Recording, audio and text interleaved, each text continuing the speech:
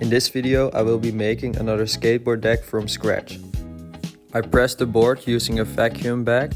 When I took it out I gave it some color and I drilled the holes for the trucks. To always make sure I get straight holes, I use this cutout from a skateboard deck.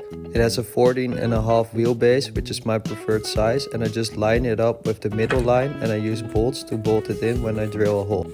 This way they are always perfect. The shape is going to be inspired by the transportation unit board that I was currently skating. So I basically just drew it over, but I just made a new template for the tail because I wanted a more square one. Cut out the board and check the result and see how the rough shape looks. After that it was time to sand the board to refine the shape and clean it up.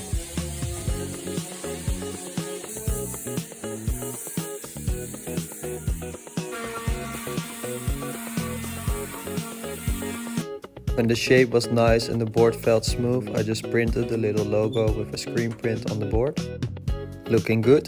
So then to finish the board is just a lot of clear coat, sanding, more clear coat and repeating that step for a bunch of times to make the board nice.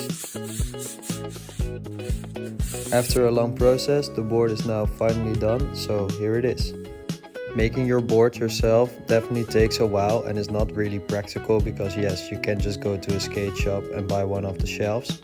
But for me, making it myself and experimenting with different styles and shapes is just super satisfying. Of course, since the board is finished, we now gotta set it up.